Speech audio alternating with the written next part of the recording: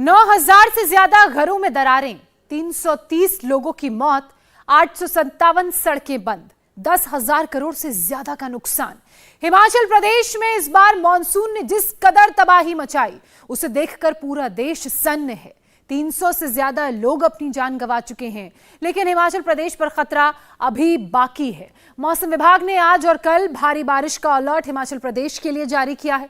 सबसे ज्यादा खतरा है शिमला, सिरमौर, चंबा जिले में। लैंडस्लाइड और फ्लैश फ्लड की चेतावनी भी मौसम विभाग की तरफ से जारी की गई है।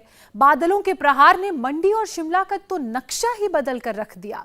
शिमला के कई इलाकों में सड़कों पर दरारें देखने को मिल रही हैं, फॉरेस्ट एरिया उसमें शामिल है। प्रशासन हर संभव राहत और बचाव के कार्य में जुटा हुआ है।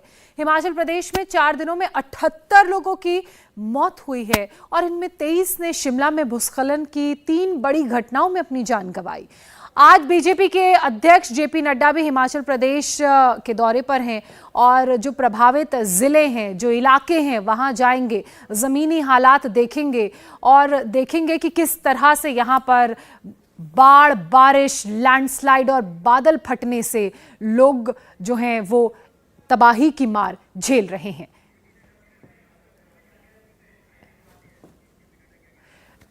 जेपी नड्डा हिमाचल दौरे पर हैं, वो क्या कह रहे हैं, आइए सुनते हैं। हमारे प्रधानमंत्री मोदी जी, गृह मंत्री जी, रक्षा मंत्री जी सभी इस घटना से बहुत चिंतित हैं और उनकी तरफ से मैं आया हुआ हूं। और केंद्र सरकार कोई भी आर्थिक मदद देने में पीछे नहीं रही है और नहीं रहेगी। जब जब कहा गया हमने तब तब आर्थिक रूप से मदद पहुंचाई है और आज जब मैं मुख्यमंत्री से मिलूंगा तो उनसे सारी बात करके फिर आगे और भी हम करेंगे।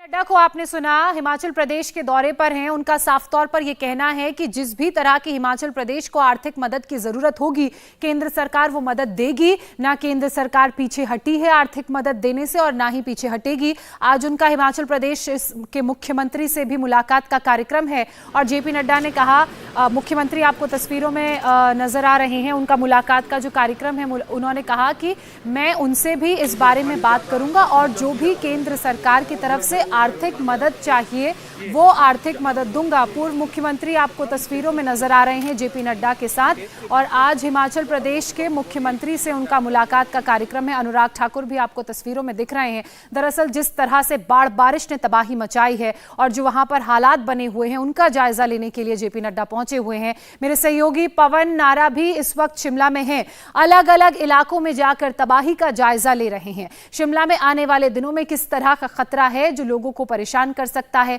प्रशासन बचाव की किस तरह की तैयारियों में जुटा हुआ है, देखिए शिमला के जाखो हिल से पवन नारा की रिपोर्ट।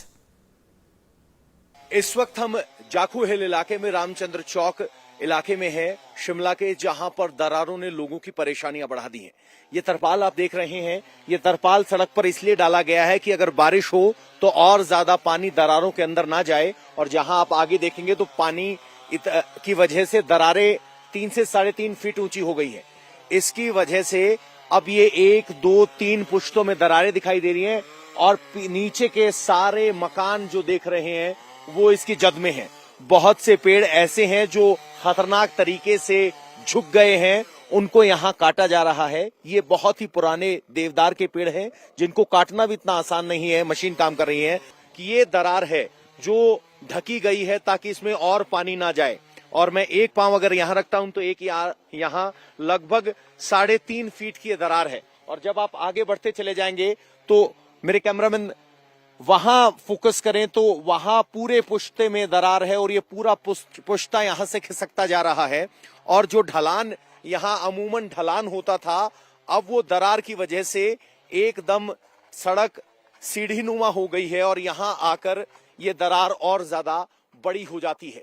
इस तरीके से ये पुश्ता पूरा हिल रहा है। एक डेंजरस पेड़ यहां था जिसे काट दिया गया है, जिसकी वजह से कई घर जद में है। पवन की ये रिपोर्ट आपने देखी, जाना कि किस तरह से अब लोग दूसरी समस्याओं से परेशान हैं, दरारें आने लगी हैं। शिमला में अभी भी कई इलाकों में जमीन धंसने का खतरा बरकरार है, पेड़ अपनी जड़ों को छोड़ रहे हैं। डेंजर जोन वाले इलाकों में लोग दहशत में जी रहे हैं। समझिए पवन नारा की एक रिपोर्ट में। हमने आपको ऊपर खिसकती हुई सड़क दिखाई, अब उससे निचली सड़क पर हम आए हैं।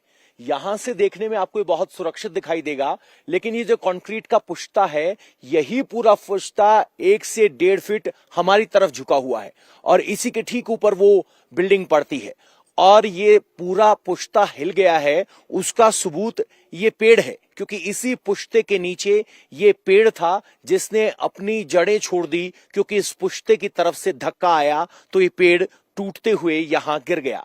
इस पेड़ को फिलहाल काट दिया गया है, लेकिन अब इस पूरे पुश्ते का खतरा नीचे की तरफ है। यहां अगर आप देखेंगे तो लगभग 20 से 25 फीट का ये ऊंचा पुश्ता है, यहां पेड़ गिरा और इस पेड़ को काट दिया गया है। ये पेड़ इतना लंबा था कि इस घर की जद तक गया और इस घर की रिटेनिंग वॉल को ब्रीच कर दिया गया है, यानी दरारों का असर नीचे रिटेनिंग वॉल तक गया है। और अगर ऐसे में ये घर गिरता है तो इसके नीचे वाला घर और उसके नीचे वाला घर एक के बाद एक कई बड़े रिहायशी घर यहां पर हैं इस इलाके में, जाखू हिल्स के इस फॉरेस्ट एरिया में। ये सब अब खतरे की जद में है, इन सब को खाली करवा लिया गया है और अब शिमला वासी ये उम्मीद कर रहे हैं कि जो दरारें ऊपर दिख रही हैं, जिसको इस रिटेनिंग वॉल ने रोका हुआ है, हालांकि ये वॉल भी 1 से 1.5 फीट खिसकी हुई है, अब बारिश ना हो और कम से कम ये आगे खिसकना बंद हो जाए। अब सब हाथ जोड़कर भगवान से प्रार्थना कर रहे हैं, प्रकृति से प्रार्थना कर रहे हैं कि इससे ज्यादा दरारें ना बढ़ें, वरना इस पूरे इलाके पर खतरा होगा। अब डिस्ट्रिक्ट एडमिनिस्ट्रेशन, स्टेट एडमिनिस्ट्रेशन की तरफ से इमरजेंसी प्रोविजन में इन पेड़ों को काटा गया है। पूरे शिमला में 600 पेड़ ऐसे हैं जिनको काटने की अर्जियां दी गई हैं, जो कि खतरनाक स्तर पर झुके हुए हैं। आपको देखना होगा कि ये पेड़ लगभग 100 फीट ऊंचे और 120 साल पुराने हैं। इसकी वजह से भी खतरा है और जब ये गिरते हैं तो बड़े दायरे के इमारतों को नुकसान पहुंचाते हैं। तो शिमला भर से यहां 600 पेड़ों को काटने की अर्जियां प्रशासन के पास पेंडिंग है, लेकिन सबकी उम्मीद यह है कि कम से कम फॉरेस्ट इलाके में हो रहे इस भूस्खलन को रोका जाए। कंक्रीट भर दिया गया है, एडमिनिस्ट्रेशन ने मौका मुआयने पर आकर हालात को देखा और समझा है, लेकिन अभी तक आगे का रास्ता क्या हो, इसका जवाब किसी के पास नहीं है। तो वहीं शिमला में स्मार्ट सिटी प्रोजेक्ट के तहत बनाई गई नालियां आसमानी आफत के बीच कैसे फेल हो गई हैं। पवन नारा की ग्राउंड रिपोर्ट के जरिए आप समझेंगे कि वहां और किस तरह की परेशानी है। शिमला में स्मार्ट सिटी प्रोजेक्ट के तहत नालियां बनाई गई, लेकिन वो नालियां प्रॉपर क्लोज नहीं होती या उनको आगे रास्ता नहीं मिलता। इस तरह की नालियों का निर्माण किया गया, लेकिन आगे अब मान लीजिए पेड़ गिरा है, इससे आगे नाली में पानी निकलने की कोई जगह नहीं है। लेकिन पहले यहां क्या व्यवस्था थी वो भी आपको दिखा देते हैं। यहां अगर आप देखेंगे तो ये अंग्रेजों के जमाने की सीवेज सिस्टम है, जो यहां से नीचे की तरफ जाता है, जो बंद किया गया था। अब लोगों ने कह के खुलवाया है, क्योंकि आगे नाली रुकी हुई है तो पानी कहां जाएगा। ठीक इसी के नीचे भूस्खलन हुआ है और अगर आप यहां आएंगे तो जो अंग्रेजों की व्यवस्था थी वो यहां है। ये इस तरह से यहां पानी को निकलने के लिए प्रॉपर ड्रेनेज सिस्टम बनाया गया है, जिसमें पानी निकल जाए। लेकिन जो नई नालियां बनाई गई हैं वो सड़क के किनारे किनारे स्मार्ट सिटी प्रोजेक्ट के तहत जो नई नालियां बनाई गई हैं उनमें वो पानी सीधे तौर पर ले जाने में सक्षम नहीं है। ये अंग्रेजों के जमाने के, पुराने जमाने की थी, जो पानी सीधा निकलता था।